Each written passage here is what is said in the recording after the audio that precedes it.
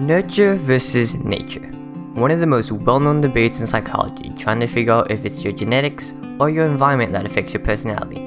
Having tons and tons of research papers to articles arguing about it.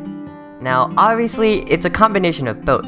So why am I talking about this? Well, I'm talking about this because Banana Fish presents the effect of nurture versus nature in such an amazing way that I had to do a video about it. And yep, this is going to be a video that goes in depth about the psychology of which one has the biggest impact on your personality and blah blah blah blah blah blah. So be prepared and let's get to it.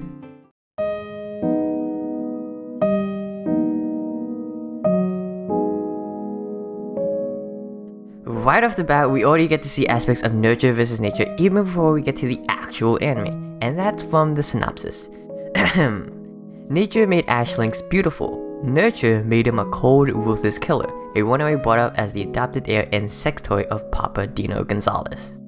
This part of the synopsis, even though very simple, tells the audience almost everything they need to know about Ash's mentality, telling us that Ash was just an innocent kid forced to live a lifestyle with tons of sexual abuse, violence, and fear around every corner. But you already knew that. That's what everyone's first impression was, and it was also reinforced from the scene when Ash and Papa Dino was talking.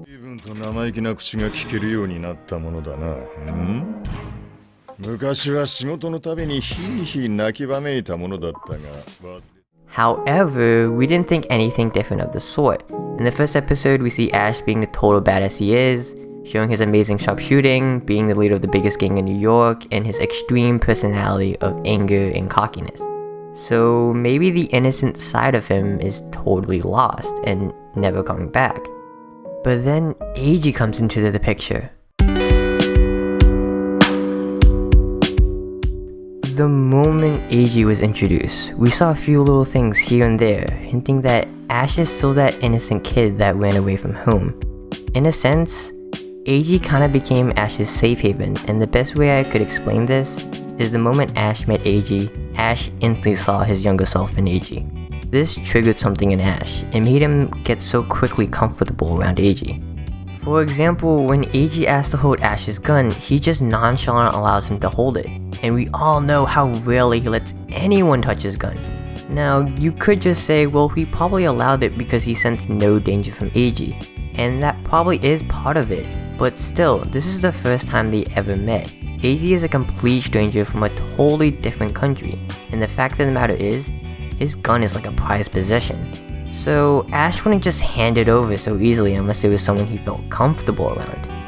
Listen, if it was Ippei-san who would have asked to hold the gun, then Ash would have for sure said no. Even though he had the exact same first impression as Eiji, of being a foreigner, a total stranger, and 100% there is no sense of danger from this man. He literally asked Eiji to get him a sundae in one episode. Hi. ごめんなさい、姫さん。あ、サンデーあったら買ってきてくれない? Really? Are you serious, dude?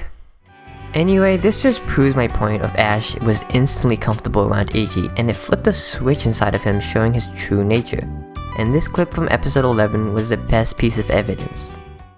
彼らが持っているのが銃でさえなけりゃ、同じ年頃の男の子たちがじゃれ合ってる。アッシュは俺に気づいた。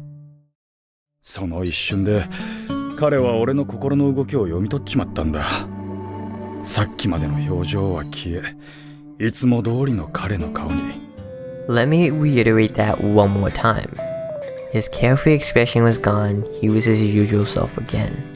This clip is so impactful, showing us how quickly Ash can switch in between his two different personalities, basically like a light switch. However, it also showed us that Eiji gave Ash something he always needed for the longest time. And that was a friend, someone he could rely on for comfort and relate to. Because honestly, if they knew each other when they were both little kids, they'd probably be the best of friends till the end of time, seeing how similar their personalities really are.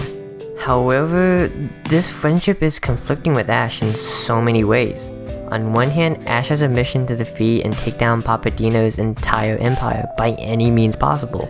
But on the other hand, he doesn't want Eiji to be a part of any of it, and never wants Eiji to see him at his absolute worst, because he thinks Eiji will hate him if he does. Now, going back to episode 11, we get a much better look at what his softer side is actually like, Seeing all the interactions with Eiji, we learn that Ash is really just a normal 18-year-old kid, from getting embarrassed by a childhood story to the pure-hearted comedic chemistry with Eiji. But there was one scene that just struck the final nail in the coffin and was the biggest inspiration of why I wanted to make this video in the first place. It was when Ash woke up during the middle of the night panting with the look of true terror on his face. This is one of the best moments of all of Banana Fish. Finding out about the mentality Ash goes through on a daily basis was awe-striking. Learning that Ash is constantly getting affected by every little thing he does related to the Mafia, and now he's at the point of no return. He's just in an infinite one from the life he got mixed up in. This makes us want only the best for Ash and nothing less, because deep down inside, he's just a little kid afraid of himself. And thanks to Eiji, we get to see all this being unraveled, and I can't wait to see more.